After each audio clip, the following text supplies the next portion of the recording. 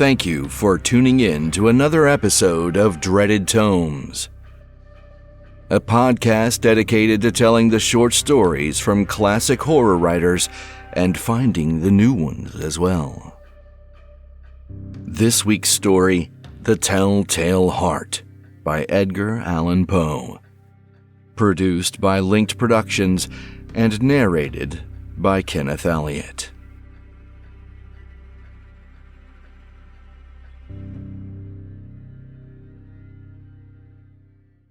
True! Nervous. Very, very dreadfully nervous I had been and am. But why will you say that I am mad? The disease had sharpened my senses, not destroyed, not dulled them. Above all was the sense of hearing acute. I heard all things in the heaven and in the earth. I heard many things in hell. How, then, am I mad? Hearken, and observe how healthily, how calmly I can tell you the whole story.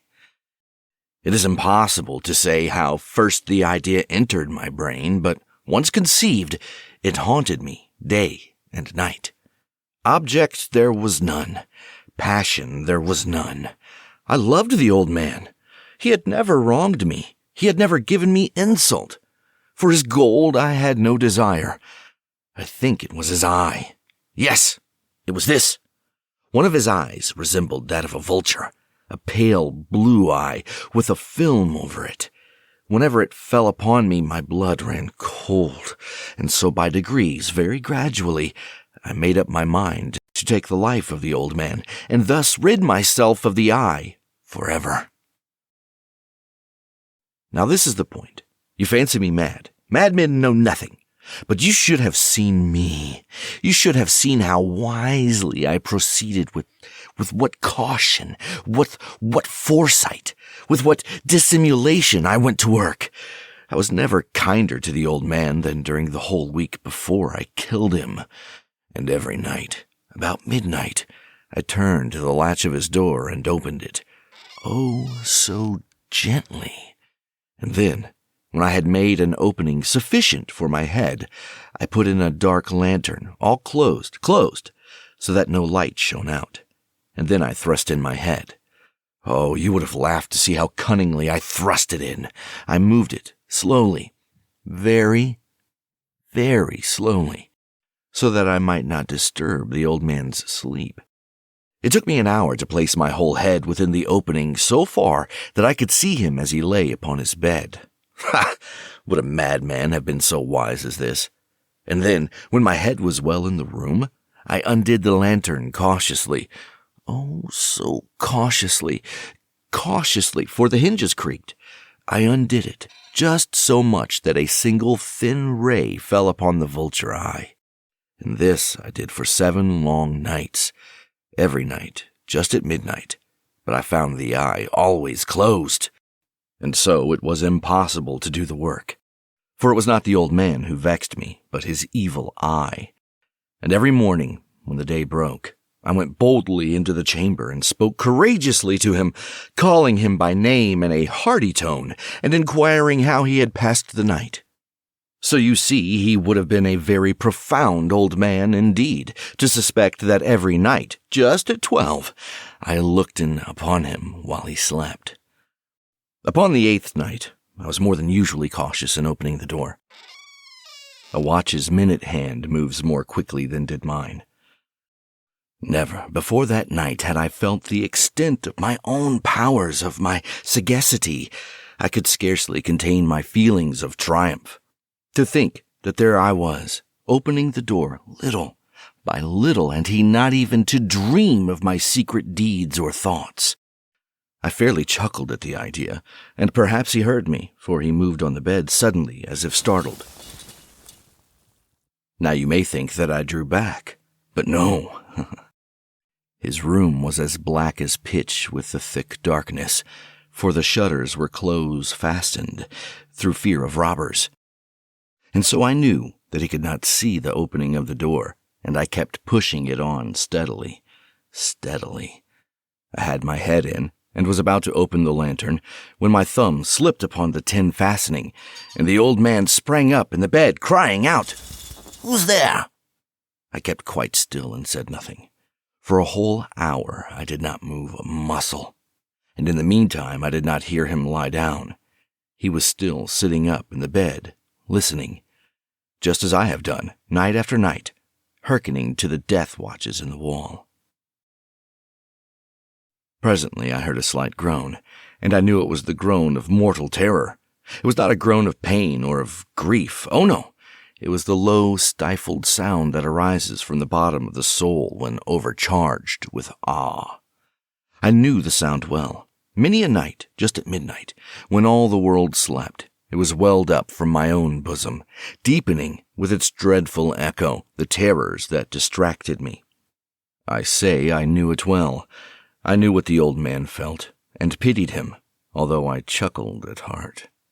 I knew that he had been lying awake ever since the first slight noise when he had turned in the bed. His fears had been ever since growing upon him. He had been trying to fancy them causeless, but could not. He had been saying to himself, "It is nothing but the wind in the chimney. It is only a mouse crossing the floor, or it is merely a cricket which has made a single chirp." Yes, he has been trying to comfort himself with these suppositions, but he had found all in vain, because death, in approaching him, had stalked with his black shadow before him and enveloped the victim. And it was the mournful influence of the unperceived shadow that caused him to feel, although he never saw nor heard, to feel the presence of my head within the room. When I had waited a long time, very patiently, without hearing him lie down, I resolved to open a very, very little crevice in the lantern. So I opened it. You cannot imagine how stealthily, until at length a single dim ray, like the thread of a spider, shot from out the crevice and fell upon the vulture-eye. It was open, wide open, and I grew furious as I gazed upon it.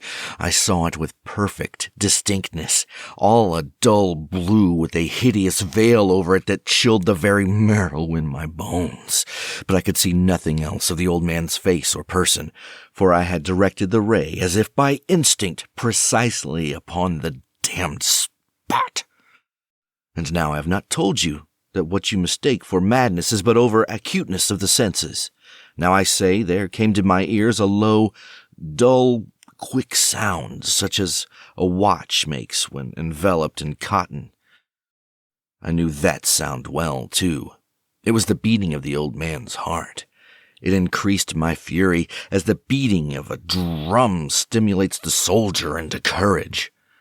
But even yet I refrained and kept still. I scarcely breathed. I held the lantern motionless. I tried how steadily I could maintain the ray upon the eye. Meantime, the hellish tattoo of the heart increased. It grew quicker and quicker, and louder every instant. The old man's terror must have been extreme. It grew louder, I say, louder every moment. Do you mark me well?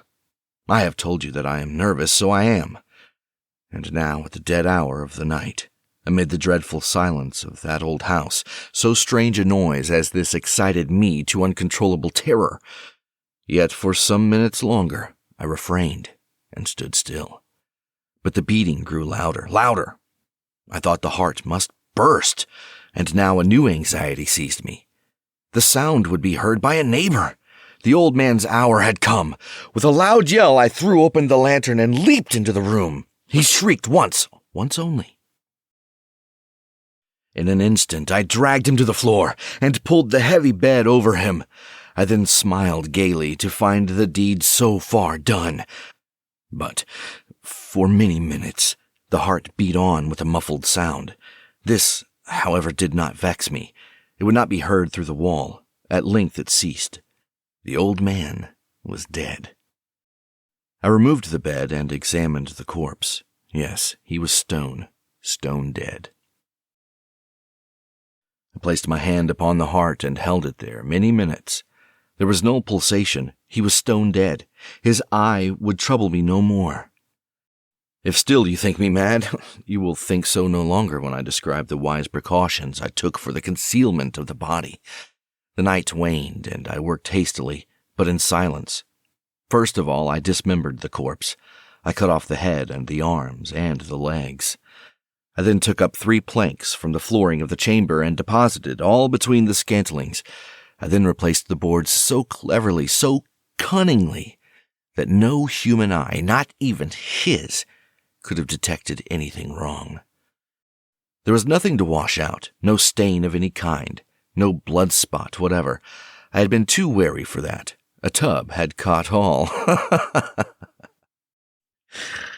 When I had made an end of these labors, it was 4 o'clock, still dark as midnight. As the bell sounded the hour, there came a knocking at the street door. I went down to open it with a light heart, for what had I now to fear? There entered 3 men who introduced themselves with perfect suavity as officers of the police. A shriek had been heard by a neighbor during the night. Suspicion of foul play had been aroused. Information had been lodged at the police office, and they, the officers, had been deputed to search the premises. I smiled, for what had I to fear? I bade the gentleman welcome. The shriek, I said, was my own in a dream. The old man I mentioned was absent in the country. I took my visitors all over the house. I bade them search well. I led them at length to his chamber. I showed them his treasures, secure, undisturbed. In the enthusiasm of my confidence, I brought chairs into the room and desired them here to rest from their fatigues while I myself, in the wild audacity of my perfect triumph, placed my own seat upon the very spot beneath which reposed the corpse of the victim. The officers were satisfied. My manner had convinced them. I was singularly at ease. They sat, and while I answered cheerily, they chatted of familiar things. But ere long, I felt myself getting pale and wished them gone. My head ached, and I fancied a ringing in my ears. But still they sat and still chatted. The ringing became more distinct. It continued to become more distinct. I talked more freely to get rid of the feeling, but it continued and gained definitiveness until at length I found that the noise was not within my ears. No doubt I now grew very pale, but I talked more fluently and with a heightened voice, yet the sound increased, and what could I do? It was a low, dull, quick sound, much such a sound as a watch makes when enveloped in cotton. I gasped for breath, and yet the officers heard it not. I talked more quickly, more vehemently, but the noise steadily increased. I arose and argued about trifles in a high key and with violent gesticulations, but the noise steadily increased. Why would they not be gone? I paced the floor to and fro with heavy strides, as if excited to fury by the observations of the men, but the noise steadily increased. Oh, God! What could I do? I foamed, I raved, I swore. I swung the chair upon which I had been sitting and grated it upon the boards, but the noise arose over all and continually increased. It grew louder, louder, louder. And still the men chatted pleasantly and smiled. Was it possible they heard not? Almighty God, no, they heard, they suspected, they knew. They were making a mockery of my horror. This I thought, and this I think, but anything was better than this agony. Anything was more tolerable than this derision. I could bear those hypocritical smiles no longer. I felt that I must scream or die, and now, again, hark, louder, louder, louder, louder. Villains, I shrieked. Dissemble no more. I admit the deed. Tear up the planks. Here, it is the beating of his hideous heart. Thank you for listening to Dreaded Tomes from Linked Productions. Be sure to subscribe to the podcast and like or follow Linked Productions on Facebook.